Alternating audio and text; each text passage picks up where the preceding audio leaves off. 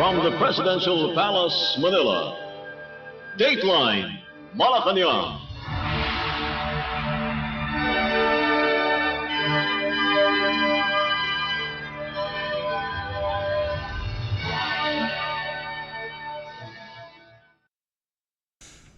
Good day. This is Dateline Malacanang in review. Philippine President Ferdinand R. Marcos Jr. turned emotional on Monday when cases of online sexual abuse and exploitation of children, or OSAIC, was discussed during the summit against OSAIC in Makati City. In his speech, the president said he couldn't help but shed a tear while listening to the victims' experiences of abuse and couldn't imagine how many more children have gone through this kind of abuse. According to the chief executive, it is disgraceful that the Philippines is known to be the epicenter of this kind of crime against children, and embarrassing to say that the government is still incapable of fighting against this kind of crime.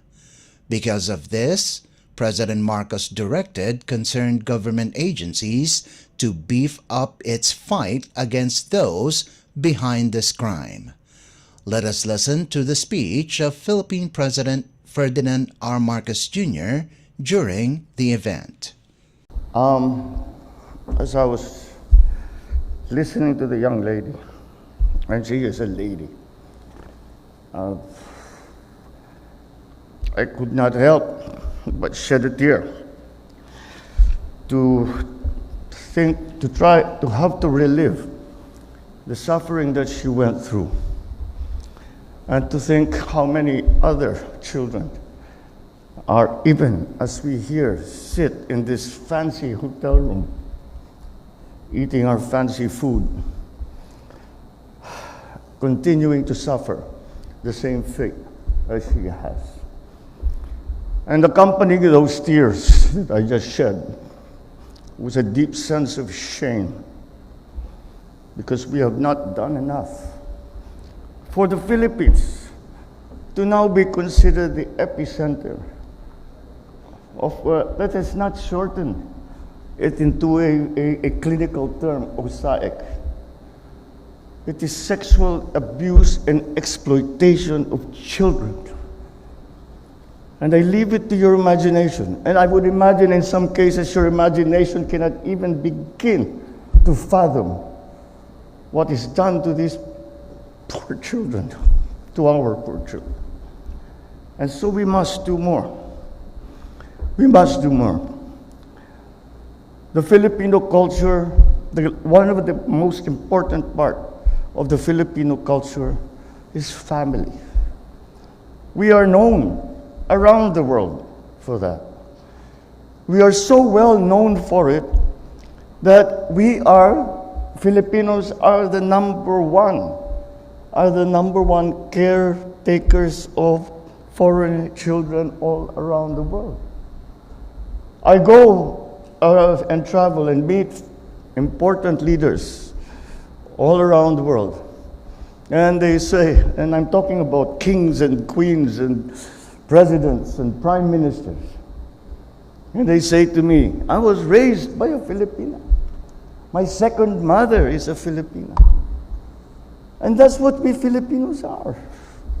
We love our families. We adore our children. And for us to allow this to happen in our country brings to me an overwhelming sense of shame, because being in government, being in public service, we are not doing enough. We must do more.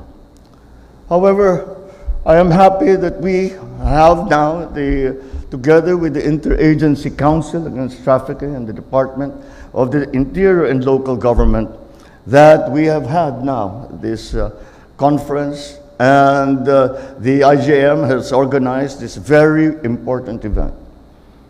We are here today to confront one of the greatest challenges of our time. The challenges that we face in government are always the challenges that are brought to us by the future. And what exemplifies our future more? What symbolizes our future more than our children? And that is why this strikes at the very heart of our society. It undermines the foundations of what we are, of who we are as a people. In every community that is alive with the laughter and the chatter of children, there is a dark reality where 500,000 Filipino, 1 in every 100 Filipinos has been victimized. It is an appalling statistic. We cannot allow this to continue. We will not allow it to continue. This is a horrible scourge of online sexual abuse or exploitation of children or OSAC, which remains widespread now in our country. It's not a distant problem, or the victims just faceless and nameless children. Perhaps we do not know them. Perhaps we're not related to them. But they are all our children. They are Filipinos. We do not even have to go through the exercise of trying to imagine, what would I feel if it happened to our children? Doesn't matter. Just look at the child. Think of any child. Any child. They live within our midst, and several may be the sons, daughters of those people we know. Their smiles, their brave smiles, innocent smiles, conceal the pain that is our nation's shame. As the sad reality is that many perpetrators are the victims' families or relatives, the very people that we expect to care for them. And as this is a battle that we must not lose, and we will not lose, this administration created the Presidential Office for Child Protection, or POCP, which is a critical step in our fight against this crisis. The POCP will serve as the epicenter of our efforts, bringing together resources and strategies to ensure that every child in our country is protected and supported. On the legislative side, such as the Anti-OSAIC and Anti-CSAEM Act, as well as the expanded Anti-Trafficking in Persons Act of 2022, also underscore a relentless pursuit to bring these perpetrators to justice. Furthermore, our Tier 1 status in the Trafficking in Persons report shows that we as a country have made earnest efforts and leadership in combating the crimes of human trafficking and OSAIC. We have also set the global example of effective law enforcement, collaborating with Philippine Internet Crimes Against Children, or the PICAC. The Philippine National Police Women and Children Protection Center reported that it has rescued more than 1,099 victims of trafficking in persons and OSAIC, and arrested more than 100 suspects from 2022 to July of 2024. This might give us some satisfaction. If that is how many that we have apprehended, if that is the number of the children that we have saved, I cannot help but thinking how many are still left out there. That is a minority. That is not the majority of the victims. That is not the majority of these perpetrators. That is the minority. And we need to do more. It serves as a testament that this administration has an unwavering dedication to ending this kind of abuse. Be assured, we are fully committed to ensuring in protecting our children, who are the most vulnerable members of our society. It is our utmost priority to protect our innocents. Perfect little beings who are being hurt for money by the people that they trust.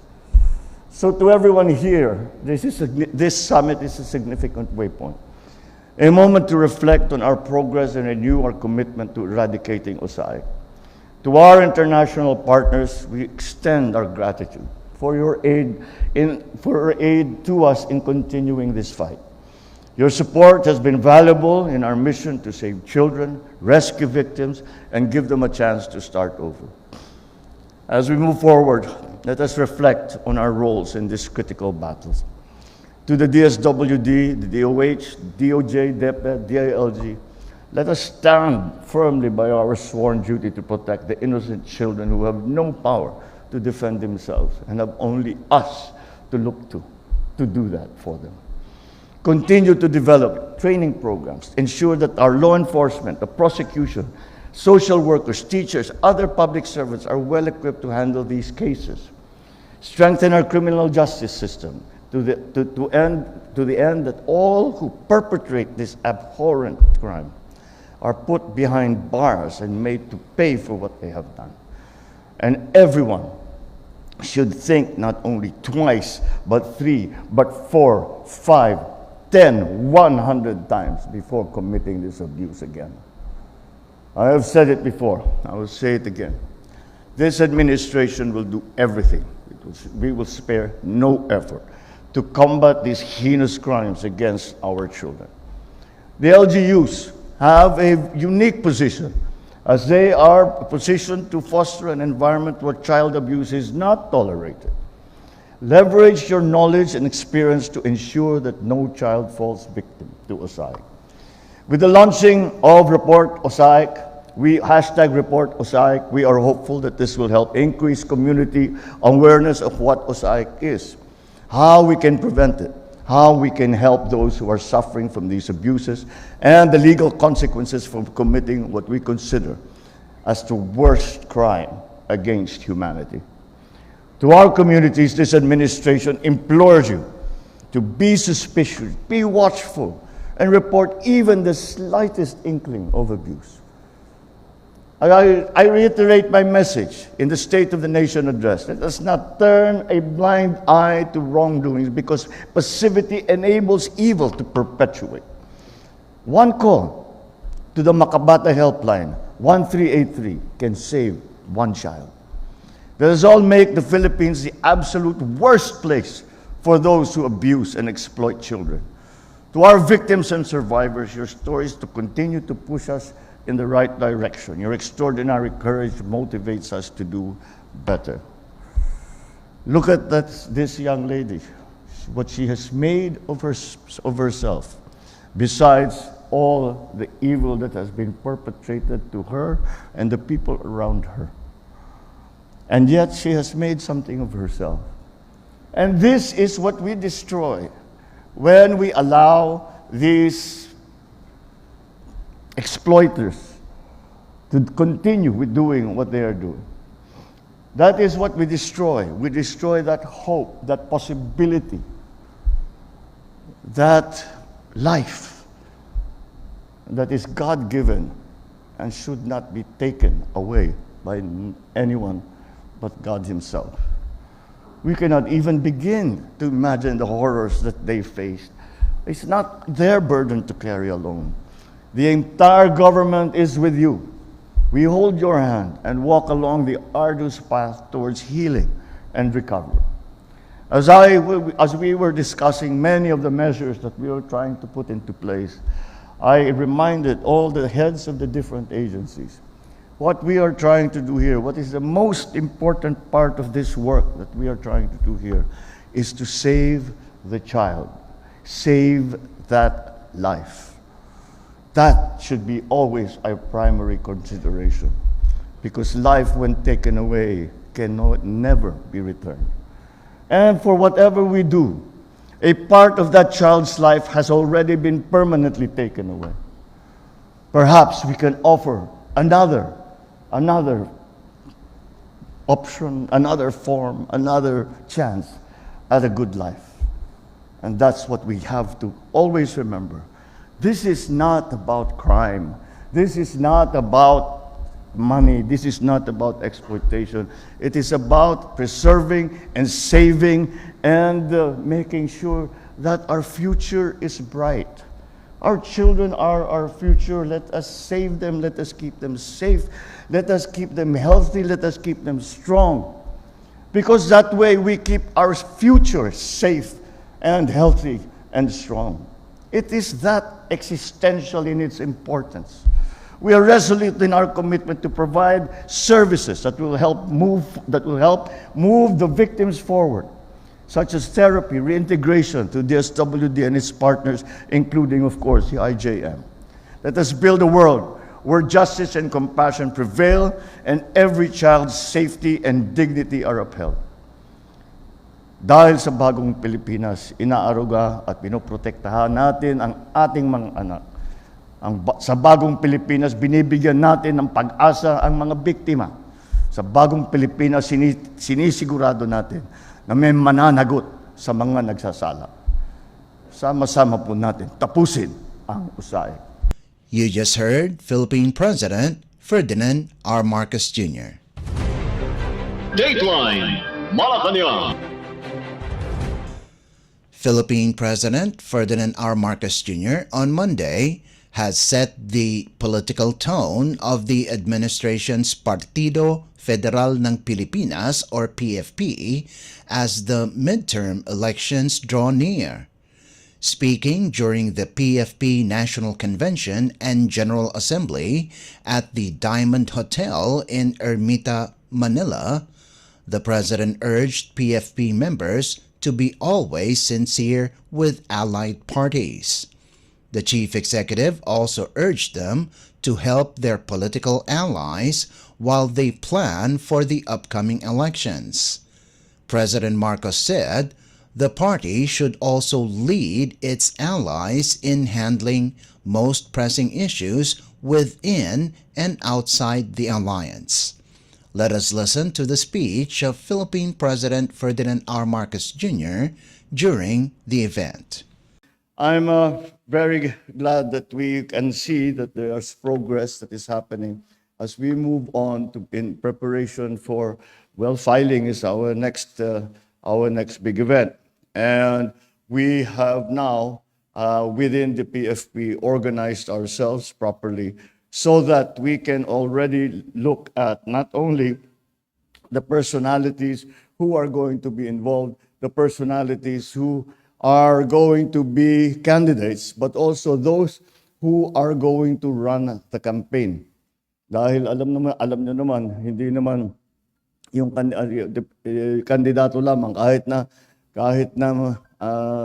saan, kahit anong kandidato, kailangan may support group. Kaya ito yung gagawin ng PFP para sa ating mga kandidato in all the different ways, in the ways that are needed for all of you to succeed.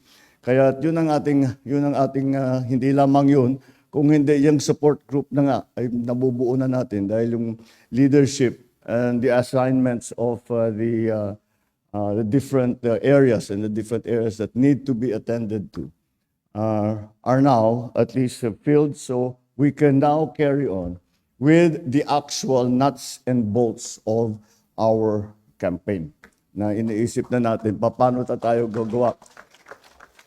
Hindi maliit na bagay ang mag-schedule tayo and how we will do the scheduling. It becomes a little bit more involved dahil hindi lang ang PFP ang gumagalaw. Kasama tayo, although we are the lead party, kasama tayo sa alyansa at nakasama ang iba't ibang partido. Lahat ng malalaking partido sa Pilipinas ay kasama ngayon natin. Kaya we have to do all of this in conjunction with them. But we have to already be ready dahil ang naka-schedule at 26 of September will be the convention of all of the party members of the Alyansa.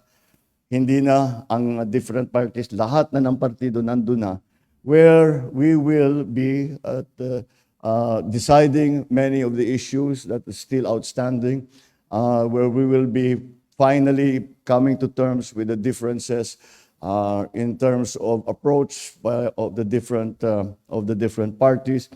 I do not think, hindi naman siguro magiging masyadong mahirap. Siyempre, ganun din yung lagi naman nangyayari sa atin yan. Lalo na kapag lahat tayo ay nagkakasama, may magkakabanggaan ng konti dahil may kandidato yung kabilang partido. So yun ang mga kailangan natin ayusin. At sa palagay ko naman, kaya naman nating ayusin.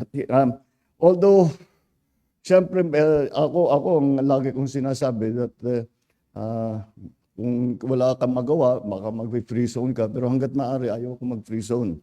Dahil mas magiging magulo pagka ganun. Mas maganda sana kung maayos ang ating eleksyon, as maayos ang kampanya, maayos ang eleksyon. Pero alam naman natin, pag nagsimula na yan, wala na, bakbakan na yan. So we cannot, it's not something that we can control completely. But what we can control are the things, the elements that are needed by our party members. And that is why we have had this meeting today. Para mabuo na natin ang leadership ng partido, para pwede nang humarap sa leadership ng iba't ibang partido. We will now start to be talking about things like scheduling, the logistics, how do we move people, where do we go? Where do I go, for example? Saan ang kasi meron tayong senatorial lineup din. Saan ko sila dadalhin? Saan din yung mga lokal na nangangailangan ng tulong na pwede kong puntahan? Dahil meron siyempre mga kasama natin na sinasabi natin yung lugar nila, hindi talaga tayo maaring matalo dyan. Meron naman yung mga ibang lugar, ay wala na, sure bet na yun, walang kalaban. So, okay na siya. Pero iba't iba yan, kaya kailangan natin pag-decide na yan. So, that's not as simple. So, we have to have the logistics, and we have to have the scheduling, and we have to also look forward to how to do the secretariat. We will have the secretariat to coordinate all of these things. Then, there's even... At kailangan na rin pag-usapan dahil alam naman natin walang tatakbo rito kung hindi tayo maglagay ng sapat na budget. Kaya gumawa na tayo ng ating mga pangangailangan. That's what the leadership of the party is going to do. At siguro it's about time dahil balita ko handa na raw mag-release ng limpak-limpak na salapi si Mr. Anton Lagdameo. Kaya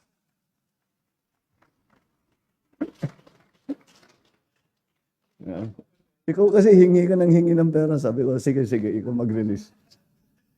So anyway, but yun ang mga basic things na kailangan na natin gawin. At parating na itong halalan. We have to be, alam naman natin, itong halalan na ito ay hindi ito business as usual dahil ang daming panibago. You all, I don't need to explain all of these things to you. Puro kayo mga hasang-hasa na politiko. Yung mga bagay kagaya ng social media, kagaya ng mga pangyayari sa political development, yung mga nangyayari nakikita natin ng mga report, lahat yan. Mabilis ngayon ang galaw, hindi kagaya ng dati.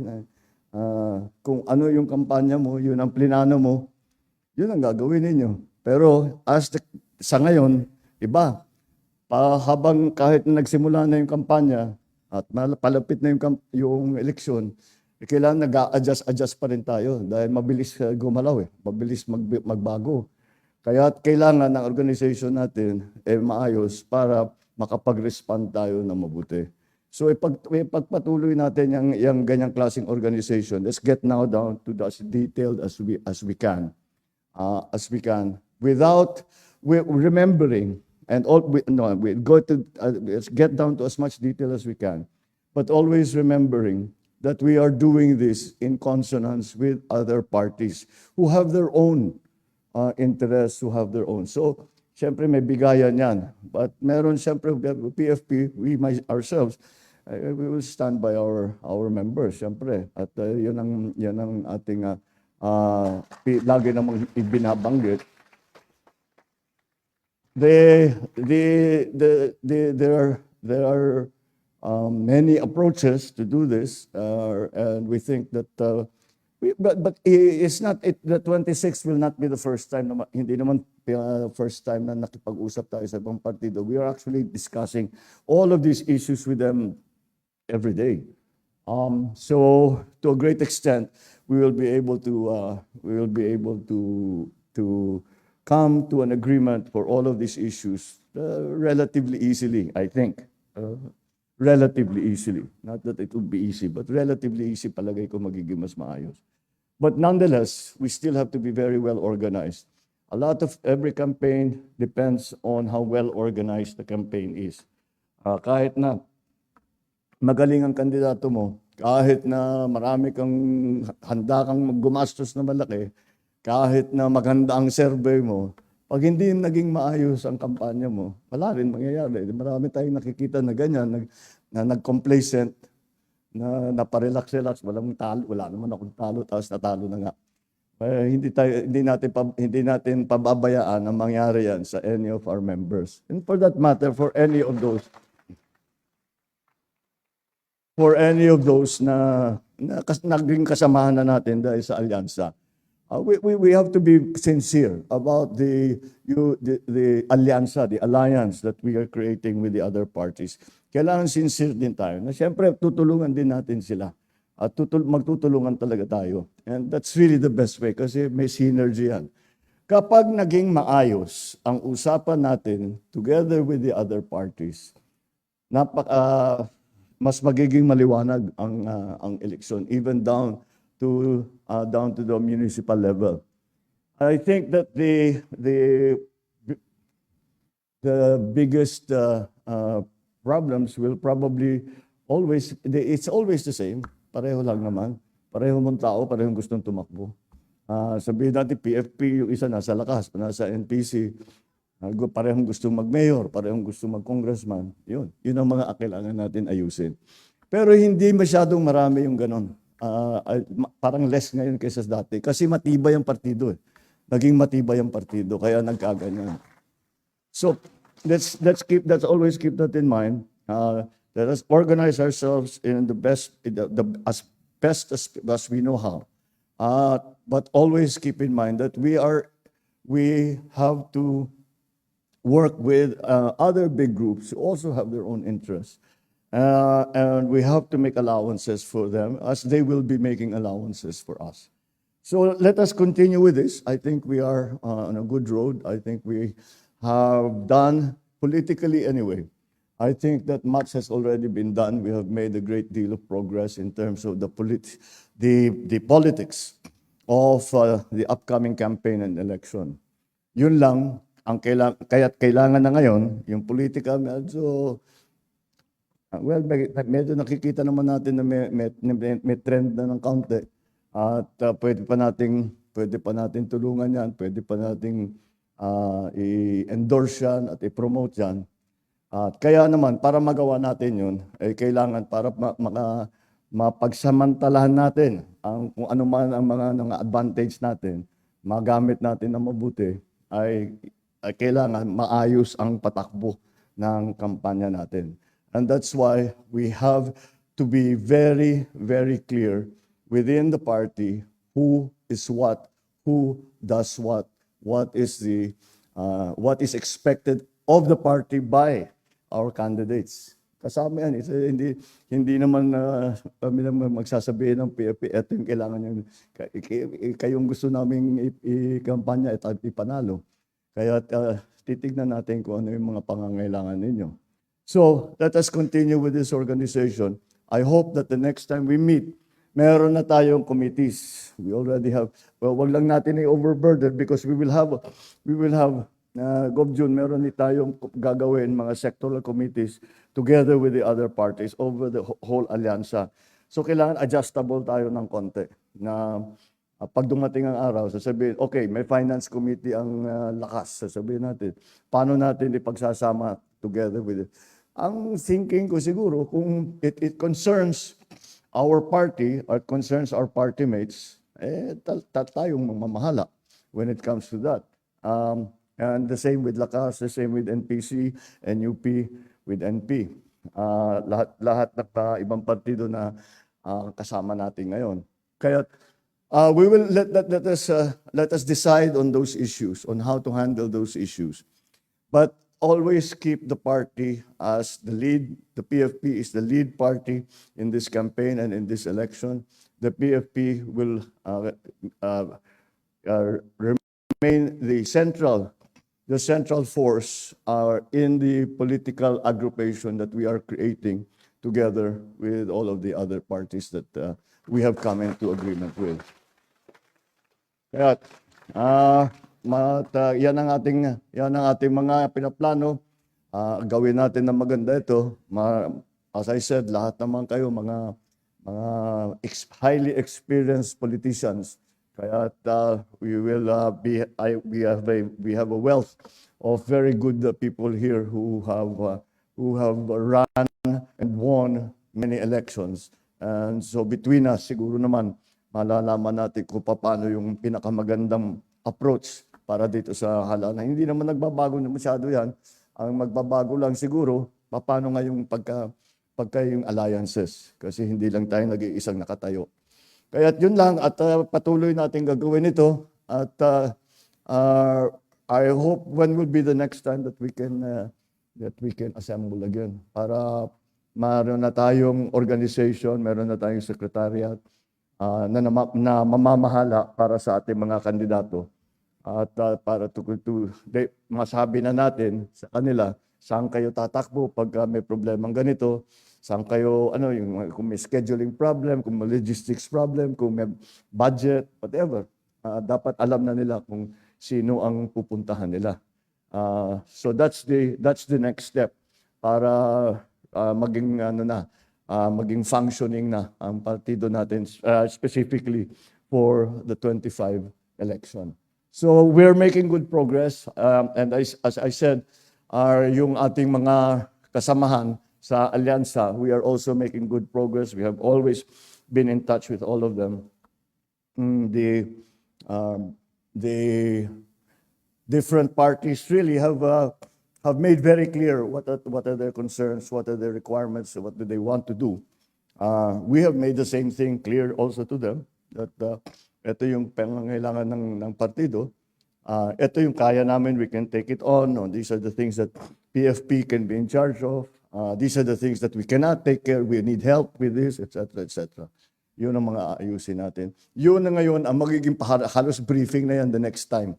Na magsasabi ganito, i-drawing namin kung ano na yung structure, as I said, where will be the different functions of the campaign be, who will be in charge of them, how do you engage them, how do you get in touch with them, what you can expect them to do for you, and all of those details that come out of that discussion. So congratulations to those who have been elected and chosen as leaders of the different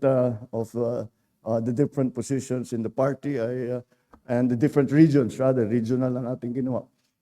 Different regions of the party at the different levels. And I think we just keep up the good work, and I think we will be successful. You just heard Philippine President Ferdinand R. Marcos Jr. Dateline Malacanang. Philippine President Ferdinand R. Marcos Jr. on Tuesday received the Philippine Public Financial Management, or PFM, Reforms Roadmap for 2024 to 2028 in a ceremony at the Heroes Hall in Malacanang Palace.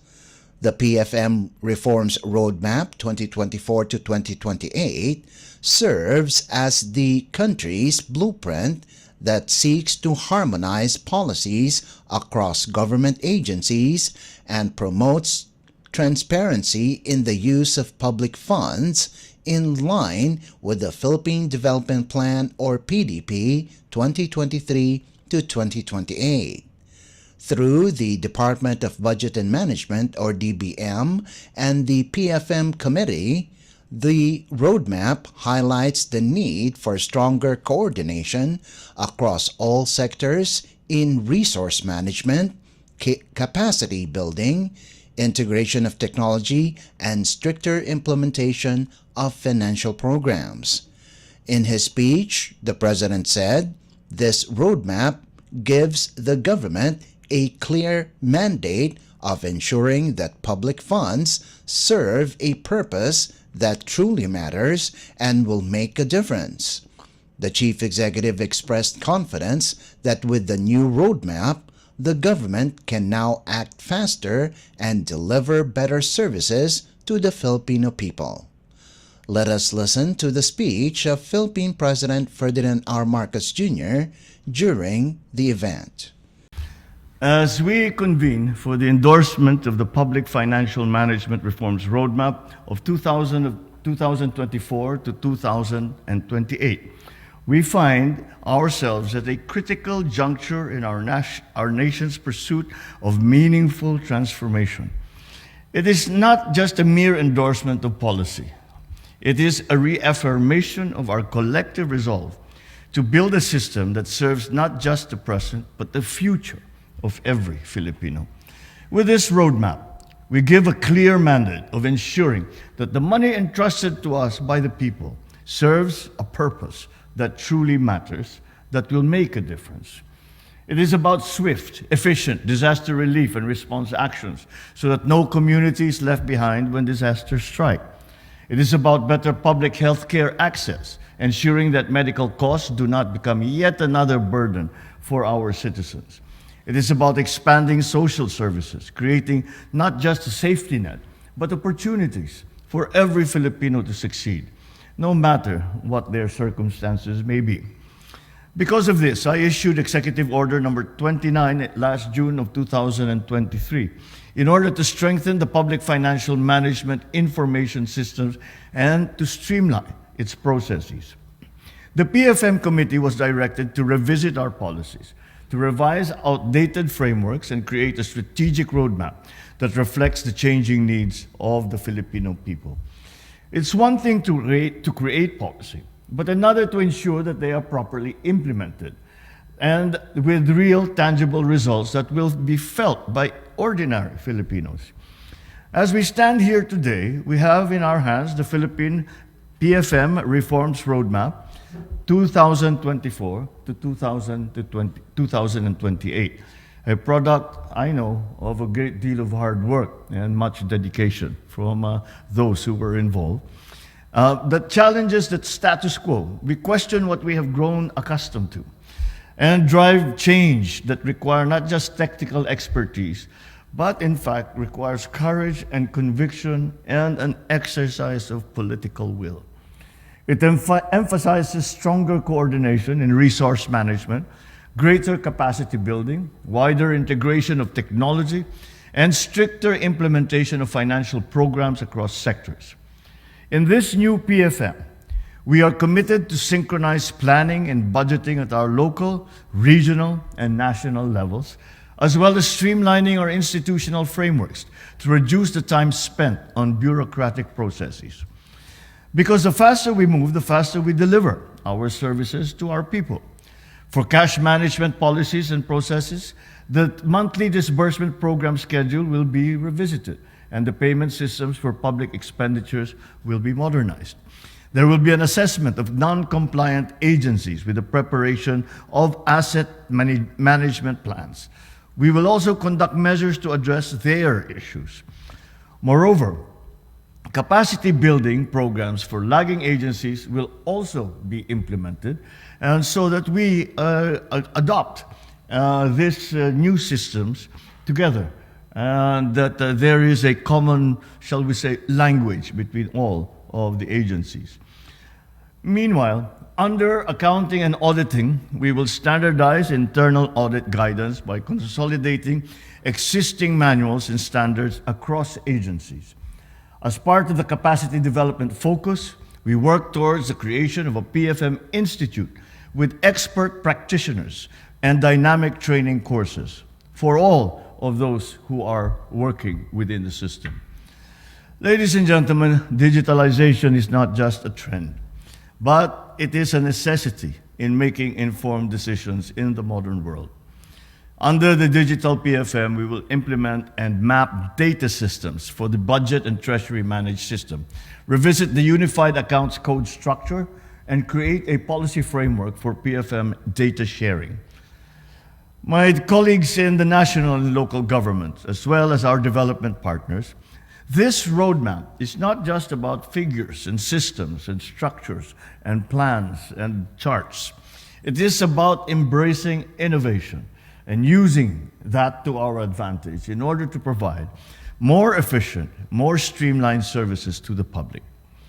Because true progress is about moving beyond what we have always done and questioning how much we can be, True progress is about how we find ways to flourish in this ever-changing world.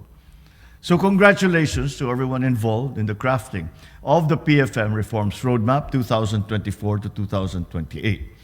Of course, with the strong support of our partners, especially with ADB, I am confident that the PFM Reforms Roadmap, anchored on the Philippine Development Plan 2023 to 2028, will lead the nation to a higher growth trajectory and ultimately to reducing poverty and achieving genuine prosperity. Consider yourselves as the forerunners of this new era, this bagong Pilipinas that we are building. This is one of those building blocks that is necessary if we are to succeed in building a better Philippines. You just heard Philippine President Ferdinand R. Marcos Jr. Dateline Malacanang. Philippine President Ferdinand R. Marcos Jr. on Tuesday ordered the Presidential Communications Office or PCO and Department of Health or DOH to join hands for an intensified information drive on immunization for children as he presided over a sectoral meeting at the State Dining Room in Malacanang Palace. During the meeting, the President has approved the allotment of 7.9 billion pesos for the DOH's National Immunization Program or NIP. The approved budget was higher than the previous 6.4 billion peso budget allotted for the DOH's immunization program. The chief executive stressed the need to partner with the private media and utilize social media platforms in placing public service announcements on the importance of vaccinating children. In a Palace Press briefing after the sectoral meeting, DOH Secretary Chodoro Herbosa said the coverage of fully immunized children or FIC in the Philippines is below the 95% target since 2010, with the country reaching only 34.7% FIC as of July 2024. To address this problem, DOH will be holding a big catch-up campaign which includes a nationwide Bakuna Eskwela this coming October 7th. Herbosa said the Bakuna Eskwela program covers grades 1, 4, and 7 students in all public schools nationwide. Under the school-based immunization program, vaccines for human papilloma viruses or HPV, measles, rubella, tetanus, and diphtheria will be administered to students. Secretary Herbosa clarified that the vaccination is not mandatory and still needs parents' consent. Dateline Malacanang. Philippine President Ferdinand R. Marcos Jr. on Tuesday welcomed Marubeni Corporation President and Chief Executive Officer or CEO Masumi Kakinoki during a courtesy call at the study room in Malacanang Palace. During their meeting, the President highlighted Marubeni's century-long presence in the country and expressed his hopes for further collaboration in the nation's development agenda. In a social media post, the chief executive said, Marubeni's significant investments in energy, water, infrastructure, and manufacturing improve services for millions of Filipinos and generate jobs across the country. President Marcos added that with his administration's full support, partnerships will drive real progress towards a bagong Pilipinas or new Philippines. Marubeni Corporation is a leading Japanese global trading company that operates in various sectors, focusing on trade, investments, and large-scale infrastructure projects in over 60 countries. Dateline Malacanang. Despite being under the weather, Philippine President Ferdinand R. Marcos Jr. on Wednesday led the awarding ceremony for the 2024 Outstanding Government Workers at Malacanang Palace in Manila. In his speech, after conferring the awards to the winners of the 2024 Search for Outstanding Government Workers, the President apologized and said he has picked up what everybody else seems to have, which is a cough and a cold, but the common cold did not slow him down. Under the Civil Service Commission, or CSC's Honor Awards program, the annual search aims to recognize civil servants who have demonstrated outstanding performance, extraordinary acts or services that contribute to the attainment of efficiency, economy, and improvement of government operations, and consistent display of exemplary ethical behavior. Let us listen to the speech of Philippine President Ferdinand R. Marcos Jr. during the awarding ceremony for the 2024 Outstanding Government Workers. Happy 124th Philippine Civil Service Anniversary to my fellow workers in government. Perhaps in the past, when people hear of quote-unquote government service, they tend to picture long lines, rows of desks, piles of papers, and faces weary from the daily grind. That's still true. That is the kind of atmosphere, this is the environment that we have to work with. However, we all know that the truth is far more nuanced than that image. This is because even when we deal with routine, serving in government can be challenging, exciting, and rewarding, especially when we are at the forefront of something innovative or when we are changing people's lives. We serve because we make a difference. We serve because it is in our DNA. We serve because we love the Philippines. Today, however, we are shining a light on our fellow public servants whose extraordinary acts of service have contributed to the efficiency, to the economy, and to the improvement of government operations and the provision of services. Created under the Civil Service Act of 1959, our annual Search for Outstanding Government Workers started as the Employees' Suggestions and Incentives Award System. It was later fortified by my father, then President Ferdinand Marcos Sr., through Presidential Decree number 807 of 1975, which created the Presidential or Lingkod Bayan and Silangan Awards, the Civil Service Commission or Pag-asa Award, and the Agency or Kapwa Award. We continue to administer these National Honor Awards today through the Honor Awards program. It has been 65 years since we began this practice, and while the acronyms and the titles attached to these awards may have changed, the purpose remains the same: to recognize and to honor those who have made an outstanding contribution in the field of public service. We are fortunate to be in the presence of these outstanding exemplars and to hear tales of feats and achievements.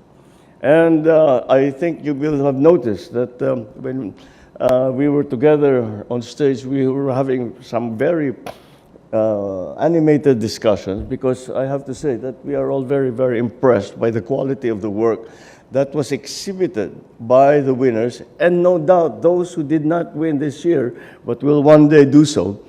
The quality of the work and the initiative that people have shown really belies the general image of the civil servant as being a bit of a drudge and being not terribly imaginative, you know, and just going about their very ordinary work and mundane work. Well, this proves to everyone that we know that that's not the case. We know that in our life, every day is different. Every day is interesting. Unfortunately, we have to add to that, every day is hard. But now, when we see the different awardees and the reasons why they have been awarded today, I cannot avoid having to express how impressed I am, and I think we all are, by the quality of work. And if we continue with this kind and keep the bar this high, I have, once again, my optimism for the future of the Philippines is like a balloon and goes up higher and higher and higher.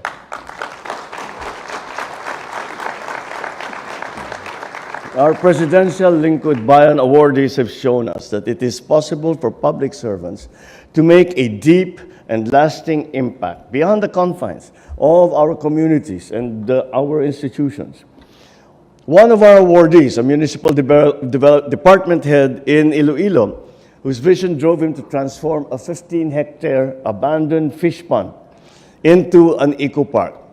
His hard work and dedication inspired more than 217 volunteer groups, or 1,000 volunteers, to contribute into planting 150,000 mangroves. Through this initiative, it improved the economy and is engaged to protect the forest, elevated the quality of coastal waters, lessened the damage caused by storm surges, and typhoons. Just a little thing, which started just as an idea in one's head. And if we are determined to make it happen, to make it work, you will find that there are many people who are also willing to sacrifice, to volunteer, and to help you, so long as they feel that it is in a good cause.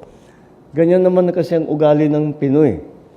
Talagang along yung sinasabi, akala natin kuminsan, dahil hindi naman masyadong nababanggit at napaka-komplikado na ng buhay, ay yung sinasabi, ang tanging katangian ng Pilipino ay yung nagbabayanihan.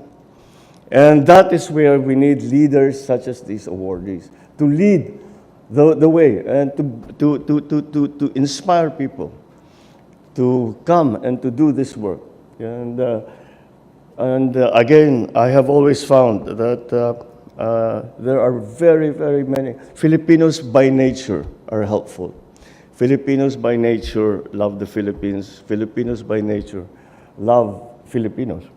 And if it is a very sincere effort that has a very good chance of success, Filipinos will rally behind whatever it is that you are doing, especially if the quality of the work, once again, is the way at the level that we have shown with these awardees. And with all of those, I am sure there are all still so many that are not recognized today, but are doing very important work and are making a very big difference in their communities.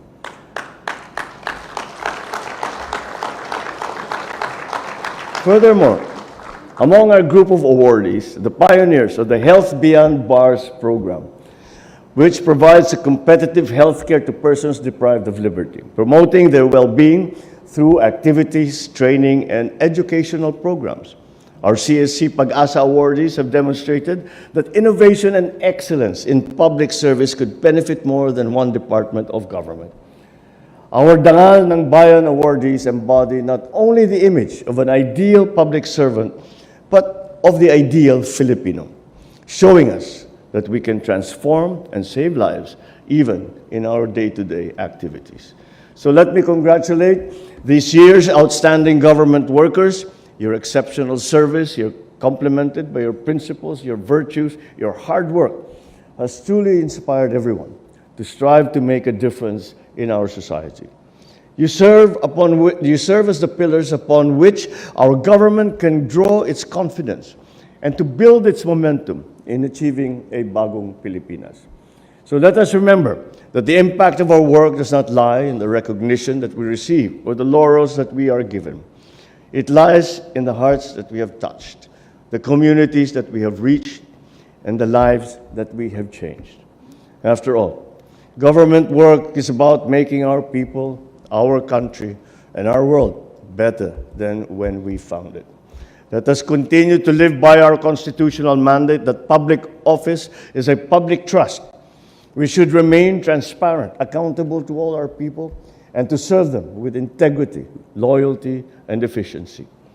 So as we push back the boundaries of public service, let us strive to be Bagong Pilipino, one who will make our vision of a prosperous, progressive, and equitable society a reality within our lifetimes.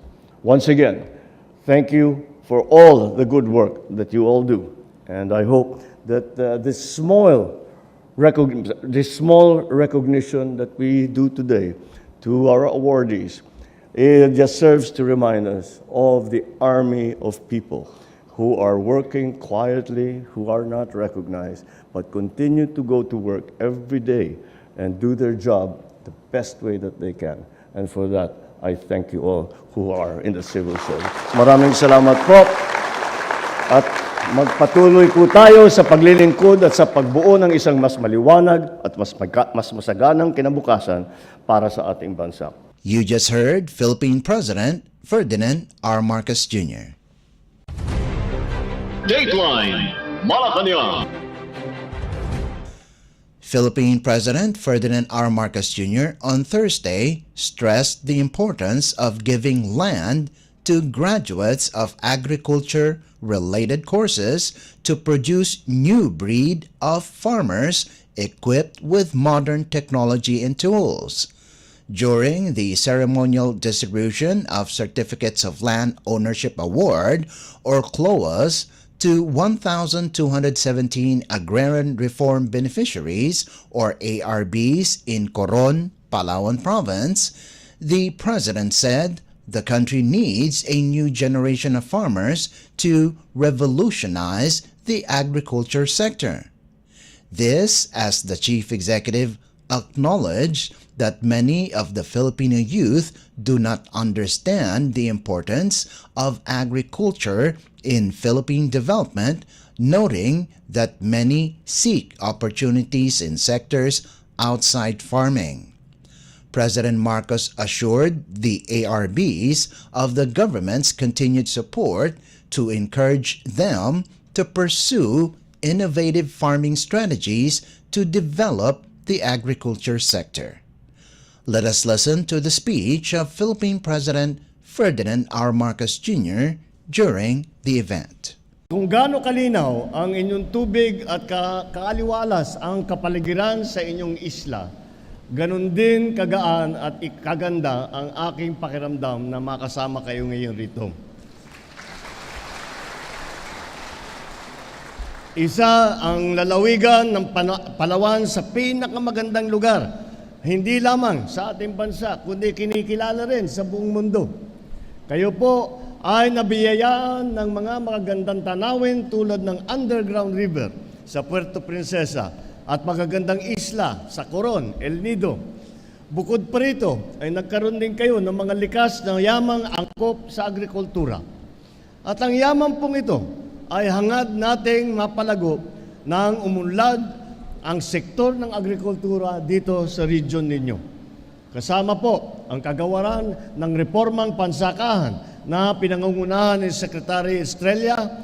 Ipinagkaloob natin ang Certificate of Land Ownership Award o ang tinatawag na CLOA at e-title sa ating mga masisipag na magsasaka.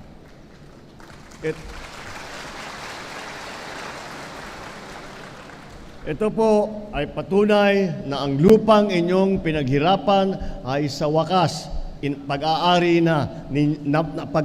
pag-aari na ninyo yung lupang iyan. Sa araw na ito, higit sa 1,200 agrarian reform beneficiary ang makakatanggap ng inyong mga CLOA at e-title. Mabibigyan din natin ng CLOA ang mga kabataan na nagsipagtapos ng kursong pang-agrikultura. Nawa ay sa tulong nito. Alam niyo po, ang Agrarian Reform Program ay hindi lamang para magbigay ng titulo, para magbigay ng tinatawag na CLOA. Ay kasama din po dyan ay yung mga matagal nang nag-aantay doon sa kanilang CLOA at inaalala yung amortisasyon ay tinanggal na po natin yung utang na yon. Kaya yung mga matagal nang nag-aantay at nag-aalala doon sa pagbayad nila ng amortisasyon, ay hindi nyo na po kailangan alalahanin yon dahil binura na natin ang utang na yan. Pangalawa, ang Agrarian Reform Program ay hindi lamang sa pagbigay ng lupa, ngunit pagsuporta pa rin, pati. At kaya naman ay kasama po doon sa pagsulat doon sa original na land reform program ay ang linagay pati na para paganahan po natin ang mga kabataan na pumasok po sa agrikultura. Dahil marami po sa kabataan ay hindi nauunawaan at hindi naiisip ang agrikultura, kaya't kung saan-saan ibang trabaho ang pumapasok. Ngunit kailangan natin ng mga magsasaka. Kaya't kasama po sa charter ng Agrarian Reform Program na lahat ng mga kabataan na dumaan at naging estudyante sa kurso ng agrikultura ay mabibigyan din ng lupa upang meron yung kanilang natutunan ay meron silang paglalagyan, meron silang magagamit na lupa para magamit naman nila ang kanilang bagong natutunan tungkol sa agrikultura. At ito po ay tuluyang suporta. Nawa sa tulong na ito ay mahikayat kayo na isagawa ang mga makabago at maunlad na pamamaraan na pagsasaka. Bilang pagtugon sa usaping pangkayapaan at maipakita natin na ang gobyerno ay iniisip ang inyong kapakanan at kinabukasan. Yes. Sorry na lang po, medyo tinamaan ako. Alam naman ninyo, sa pagpalit ng panahon, medyo naabutan. Kaya kung napansin ninyo, yung boses ko medyo ng konti. At may sipon at may ubo ako ng konti. Pero magsusuot po ako ng mask dahil ayokong na mahawaan ko kayong lahat. Ngunit kung may mahawa rito, si Secretary Estrella daw ang bahala sa pagpagamot sa inyo. Ito po ay ating ginagawa para sa inyong kapakanan at kinabukasan. Makakatanggap din po nito ang ating mga kabataan ng muling nakikiisa sa pamahalaan. Alam natin na ang tunay na kaunlaran ay hindi lamang nasusukat sa pagmamay-ari na lupa. Kaya't sabay ng pamamahagi ng CLOA at e-title, ipinagdiriwang din natin ang pagkakaloob ng mga farm-to-market road na magpapabilis at magpapagaan sa inyong trabaho. Ang mga bagong kalsada ay makakatulong upang mapalapit kayo sa mga mamimili at mapabuti ang inyong kabuhayan. Batid namin ang paghihirap ng ating mga magsasaka, lalo na ang mga nagtatanim sa malalayong lugar. Hindi lamang kumakain ng oras ang mahabang paglalakbay, kung hindi ay maaari ding magdulot ng karagdagang gastos. Ngayon, sa pamamagitan ng mga bagong farm-to-market road, Busuang to Karuray, FMR sa Rojas, Sitio Nalbot to Arado, FMR sa Taytay, at sa San Nicolas to Sitio Caniogan, FMR sa Barangay San Nicolas dito sa Coron, mas lalakas ang inyong kakayahang magdala ng mga produkto sa pamimilihan nang hindi kinakailangan mag-alala tungkol sa posibleng pagkasira ng inyong ani. Sa ganitong paraan, mas mabilis at madali nang maihahatid ang produkto sa mga mamimili at mas mataas ang pagkakataon na makamit ang maayos na kita. Ang lahat ng ginagawa natin ay naglalayong tiyakin na ang bawat metro ng lupa ay magsisilbing pundasyon ng isang mas maunlad at mas maliwalas na kinabukasan para sa ating mga magsasaka. Isang kinabukasan na puno ng katiyakan, seguridad at pagkakataong umunlad hindi lamang sa sakahan, kung hindi sa bawat aspeto ng inyong buhay. Alam po ninyo, ang proyektong ito ay sinimulan ng aking ama na kasama naman ang dating Secretary of Department of Agrarian Reform ay nangangalan ang lolo po ang pangalan po ng ating Secretary Conrad Estrella. Nung panahon po ng ama ko, yung secretary po, ang pangalan ay Secretary Conrado Estrella. The third na siya, yun po yung lolo niya. Kaya tinutuloy lang po namin ang trabaho ng aming mga ninuno. Kaya noong kami ay binigyan ninyo ng pagkakataon makapaglingkod, nakapag-usap kami na marapat lang na aming ipagpatuloy ang nasimulan ng aming ama at ang lolo ng ating sekretary. Ito nga po ay aming ginagawa ay hindi nagtatapos sa pagbibigay ng lupa. Dahil nakita rin namin na isa sa mga iniinda ninyo ay ang mga utang. Yan, ito nga ang naipaliwanag ko na nabanggit ko kanina sa pamamagitan ng Republic Act number 11953 o ang tinatawag na New Agrarian Emancipation Act, ang batas na nilagdaan ko noong Hulyo ng nakaraang taon. Mahigit 600,000 benepisyaryo ay kalas na sa bayarin. Ngunit, bago natin tapusin ang ating pagtitipon, nais kong ipaabot ang isang mahalagang mensahe. Kaakibat ng pagkakaloob nito ay ang aming hiling na gamitin ng wasto ang lupa para sa ikakataguyod na hindi lamang ninyo at ang inyong mga pamilya, ngunit para sa buong Pilipinas. Kaya sabay-sabay natin tahakin ang daan tungo sa isang bagong Pilipinas. Isang bansa kung saan ay bawat mamamayan ay may pagkakataon, may dignidad, may pag-asa para sa mas magandang kinabukasan. Binabati ko po kayong lahat sa tagumpay na ito. Mabuhay kayong mga magsasaka. Mabuhay ang magsasaka ng Pilipinas. Mabuhay ang bagong Pilipinas. You just heard Philippine President Ferdinand R. Marcos Jr. Dateline Malacanang.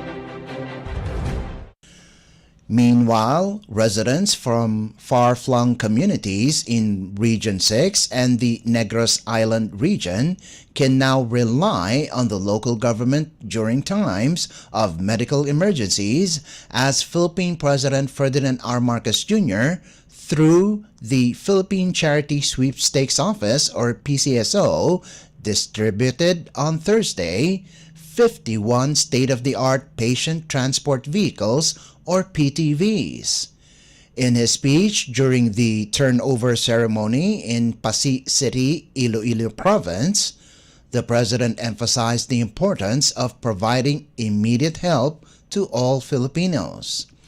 The Chief Executive also announced the 2 billion peso budget that was approved by the Office of the President for an additional 1,000 PTVs that will deliver faster emergency medical response to all cities and municipalities in the country. Let us listen to the speech of Philippine President Ferdinand R. Marcos Jr. during the event. It is always great to return to Iloilo and feel the same warm welcome that I always get from all the people of mga Ilonggo. They say that promises only go so far. It is how quickly you deliver that truly matters. Today, we take that to heart with the turnover of 51 patient transport vehicles, or PTVs, to our local government unit beneficiaries in Region 6 and the Negros Island region. Through this, we are handing over faster access to life-saving care. Last week, we witnessed the outpouring of support when we rolled out free government programs and services through the Handog ng Pangulo Serbisyong Sapat para sa Lahat program at the Iloilo Provincial Capital. It's built upon our thrust to improve people's access to health care, especially in vulnerable communities and geographically isolated and disadvantaged areas. In delivering those services, every second matters, and these vehicles will ensure that help will arrive without delay. Because our work is about prompt action. Healthcare is about prompt action. Whether it is transporting patients from flooded areas during a storm, delivering medical supplies where they are needed most, these vehicles are a lifeline that bridge those vital gaps. In the middle of a typhoon and other calamities, or in other such emergencies, our experience teaches us that swift medical intervention from rescue vehicles saves lives and makes a lot of difference. These state-of-the-art and reliable PTVs will provide timely and safe transportation of patients to and from medical facilities. Each PTV is equipped with a stretcher, oxygen, blood pressure monitor, among other medical equipment. We're making sure that no Filipino is left stranded without help. This underscores the importance of the Medical Transport Vehicle Donation Program of the PCSO. Since July, as the GM has explained to us, 416 PTVs have been distributed to LGUs, beneficiaries from all regions except NCR. Dahil sila ay hindi masyadong nangangailangan, kaya't inuna namin kung saan yung wala pa talagang ambulansya, wala pa talagang vehicle na ganito. But hindi nagtatapos dyan. The Office of the President has also approved a budget of 2 billion pesos this year for the acquisition of 1,000 more PTVs to cover all cities and municipalities in the country. It is part of the bigger picture where we are upscaling our preparedness and response to calamities and disasters at both the local and at the national level. We hope one day that every town and city, let me change that. We do not hope one day. We promise one day every town and city will be equipped with fully operational PTVs and medical responders on standby. Nagmamalaki pa sa atin. Ako, yung pangako ko, tig-isa. Si GM Mel, binigyan ng kahulugan yung aming pangkampanya na sign. 2 daw, bawat bayan. So let me extend my heartfelt gratitude, of course, to the PCO for undertaking this noble endeavor. I hope that you will be unwavering in completing your mission of charitable programs and services to millions of Filipinos all over the country. To our LGU partners, the responsibility is now in your hands. Let us make sure that these vehicles are not left idle in the parking lot, but are out there being used, saving life, reaching the farthest communities, and delivering what we promised, swift, reliable health care for every Filipino. Because at the end of the day, true public service is not just about showing up, it's about getting there on time, every time, with assistance ready to be given to those in need.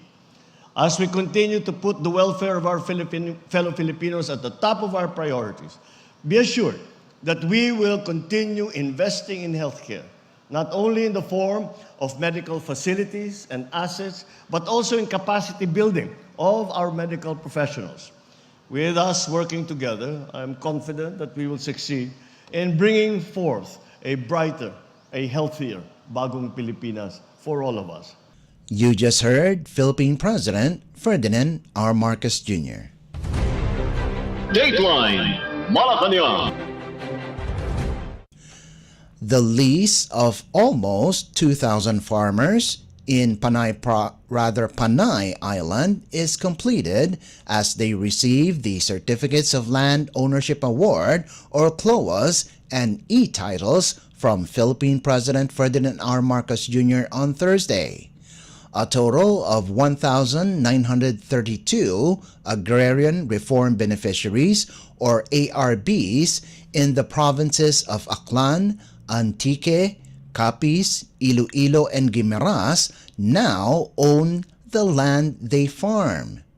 In his message in Pasi, Iloilo Province, the President reaffirmed its dedication to making sure that no farmer gets left behind. According to the Chief Executive, under the new Agrarian Emancipation Act, more than 610,000 beneficiaries have been freed from debt. Let us listen to the speech of Philippine President Ferdinand R. Marcos Jr. during the event. Kapag sinabi natin na ang Iloilo ay ang heart of the Philippines, hindi ito isang simpleng slogan lamang. Ang totoo, ramdam na ramdam ko po ang inyong mainit na pagtatanggap sa aming lahat. Narito po tayo upang tulungan kayong mapalago ang sektor ng agrikultura. Namahagi po tayo ng mga e-titles at saka Certificate of Land Ownership Award o yung tinatawag na NACLOA.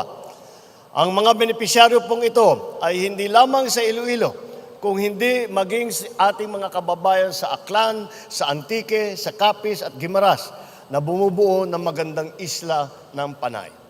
Mahigit 2,600 hektarya ng lupain ang ipapamahagi natin ngayon.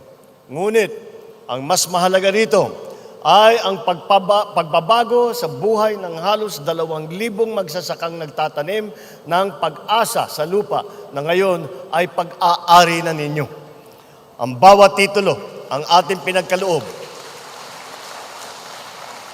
ang bawat titulo ay nagbibigay ng kalayaan sa ating mga magsasaka. Kalayaan mula sa mga pagkakautang.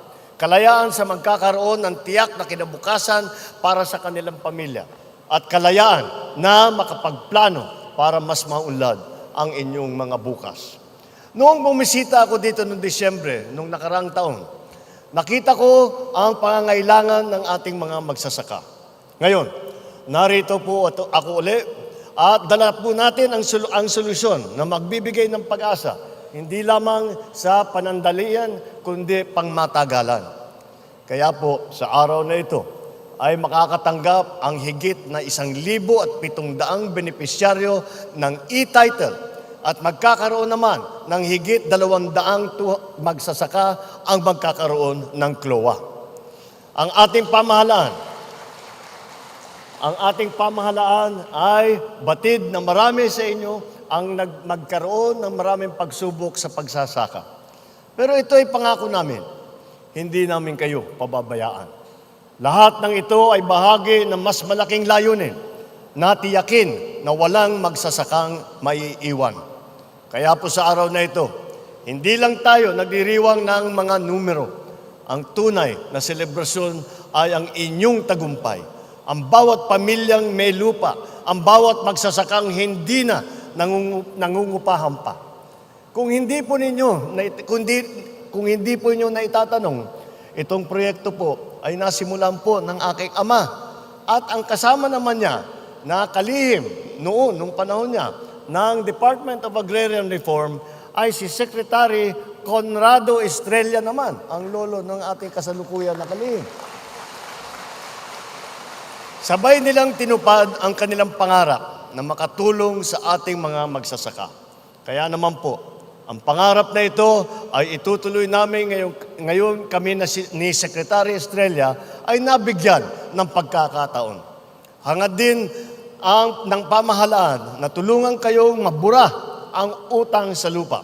Kaya po nitong nakarang taon ay pinirmahan ko na po ang Republic Act 11953 o ang tinatawag na New Agrarian Emancipation Act. Para, ito pong batas na ito ay ang mangyayari po, mahigit 600,000 benepisyaryo ay makakalas na sa bayarin na patuloy na nagpapahirap sa inyong mga buhay.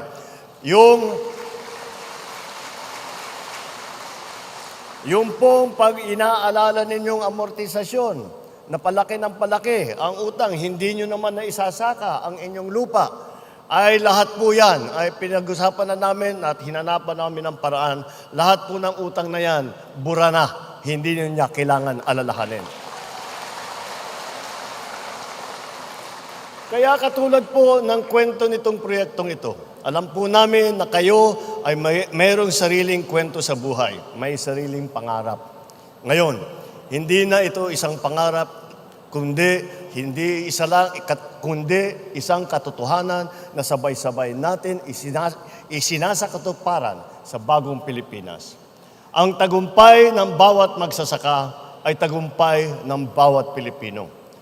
Tayo ay patuloy na magtulungan nang sa ating pag-unlad ay walang maiiwanan. Itaguyod natin bilang isang bansa ang diwa ng pag-asa at isabuhay ang pananaw ng isang mas maliwanag, mas patas, mas masaganang bagong Pilipinas. You just heard Philippine President Ferdinand R. Marcos Jr. Dateline Malacanang. And finally, Philippine President Ferdinand R. Marcos Jr. on Friday attended the turnover ceremony of Bagong Pilipinas or New Philippines mobile clinics in 28 provinces and in regions 9, 10, 11, 12, 13 and the Bangsamoro Autonomous Muslim in Mindanao or BARM at the Manila North Harbor Port in the city of Manila. The mobile clinics are equipped with medical equipment including digital X-ray, CT scan, ultrasound, hematology analyzer for blood tests, binocular microscope, ophthalmoscope for eye tests, lab-grade refrigerator, and telemedicine equipment. During the ceremony, the President and First Lady Luis Araneta Marcos distributed the deed of donations to 28 recipient provinces of the Bagong Pilipinas mobile clinics. They also witnessed the send-off of the first 14 mobile clinics bound for Cagayan de Oro City via roll-on, roll-off or RoRo vessel. The remaining vehicles will be transported to General Santos City the following day. In August of 2023, President Marcos signed Republic Act or RA 11959 or the Regional Specialty Centers Act to bring specialized healthcare services closer to people in various regions. The Department of Health or DOH is mandated to form specialized facilities within the hospitals nationwide and in specialty hospitals managed by the government. To ensure wider access to specialized healthcare services, the national government has allocated 1.2 billion pesos in budget for the network expansion of specialty centers. Let us listen to Philippine President Ferdinand R. Marcos Jr.'s speech during the event. Tayo po ay naririto kasama ang Kagawaran ng Kalusugan upang ibigay ang 28 bagong Pilipinas mobile clinic sa iba't ibang probinsya ng Mindanao. Talagang marami pang kailangan ayusin. Marami po kailangan ayusin para sa sistemang pangkalusugan dito sa ating bansa. Ngunit, malinaw ang ating layunin. Bawat Pilipino ramdam ang kalusugan. Ang pagbibigay ng pangangalagang pangkalusugan sa lahat na ay isang hamon na nangangailangan ng koordinasyon at matatag na pamumuno sa bawat antas ng pamahalaan. Noong nakaraang araw lang po ay namahagi rin po tayo ng Patient Transport Vehicle kasama ng Philippine Charity Sweepstakes Office. Ilan lamang po ito sa mga hakbang ng administrasyon patungo sa mas malusog na Pilipino sa ilalim ng Universal Healthcare Act. Para sa ating mga nakatira sa lungsod at bayan, madaling sabihin na ang pagpunta sa ospital o sa klinik ay isang mabilis na biyahe lamang.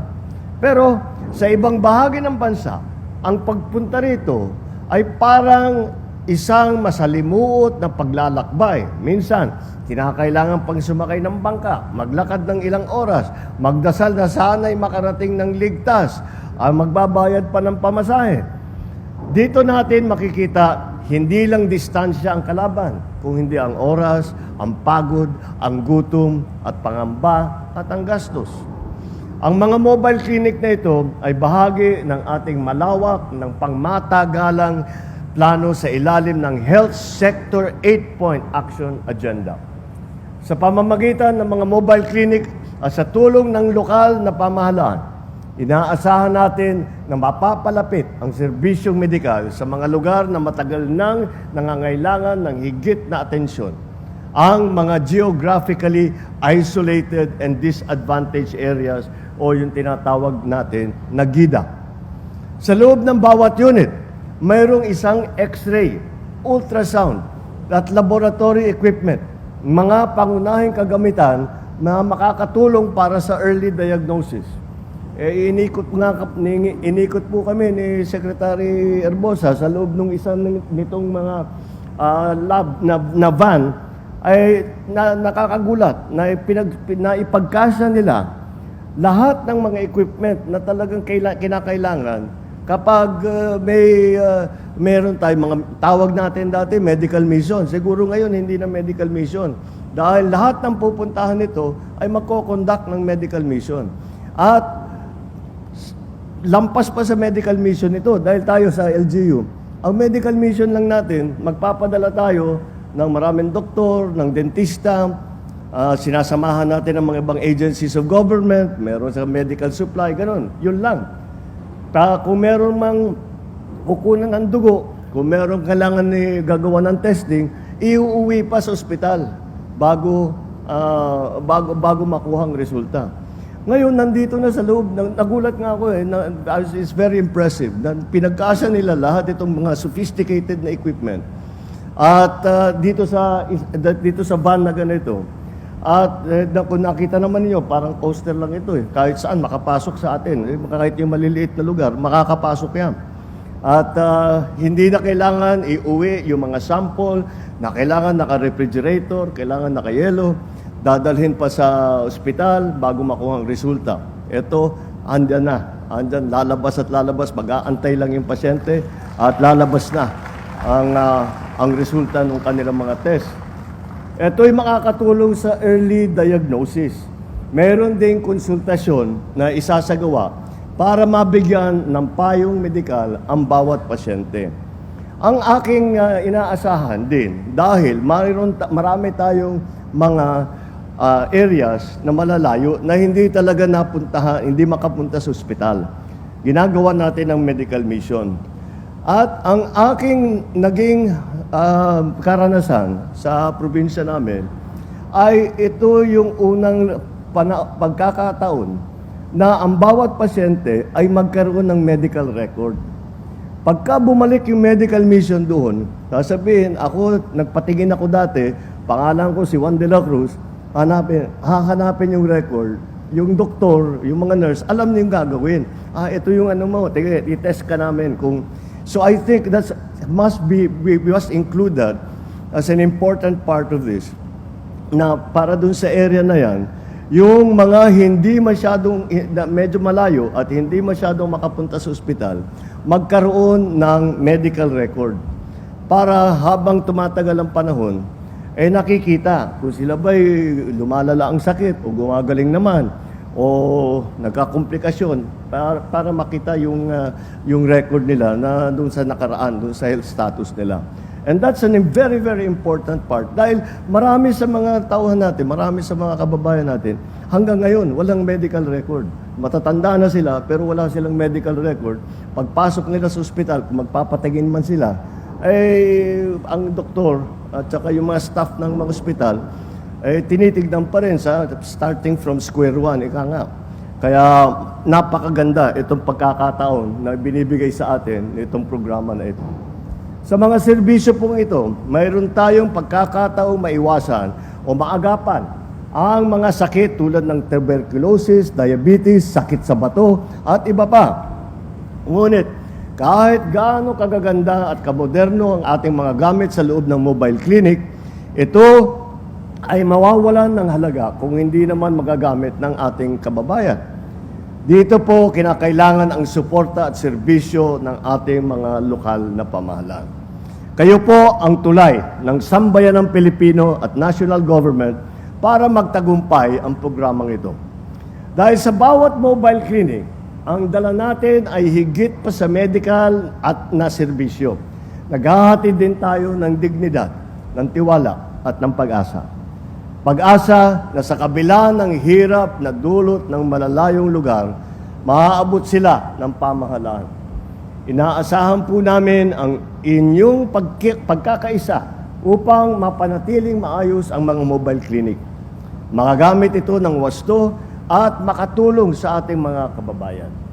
Mula sa aking sariling karanasan, simula nung nasa local government pa ako, nakita ko na ang tunay na mahalaga sa ating mga kababayan ay iyong nakikinig tayo sa kanilang mga pangangailangan. Dito natin malalaman ang mga gawain at mga gagawin at magkakaroon tayo ng mga plano at aksyon upang mapaglingkuran ang taong bayan. Lalo na yung mga malalayo para mapabuti ang buhay ng bawat Pilipino. Hindi lamang yung nasa malapit sa poblasyon, hindi lamang yung mga nakatira sa malalaking lungsod, kung hindi, kahit saang lupalop ng kahit na anong probinsya sa Pilipinas. At sa ating mga kababayan sa Gidas, ito ay para sa inyo, para sa bawat Pilipino, sa bawat barangay, sa bawat isla na nag-aantay ng tulong. Ang kalusugan ay karapatan, hindi pribilehyo. At sa bawat pag-usad ng mobile clinic, tinitiyak natin dama ito ng bawat Pilipinas. Ito po ay bago po ako magtapos, hindi ko po maaaring magtapos kung hindi magpasalamat sa ating First Lady. Alam niyo kung bakit.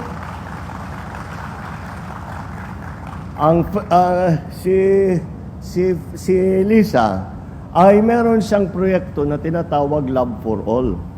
Yun ang nagdadala ng ganitong klase. Meron silang truck, bus na nagdadala ganyan. At dinadala nila sa bawat probinsya. At binibigay nila. At hindi ko masyadong namalayan ito hanggang bumabalik na sa akin yung mga report. Dahil ang project ni First Lady ay walang kinukuha sa national government. Kaya hindi ko nalalaman yung ginagawa nila dahil hindi naman siya humihingi ng pera sa national government. Meron siyang marami siyang mga kaibigan na pinagsama-sama niya na tulungan niyo kami para gawin natin yung project na ito. Dahil doon,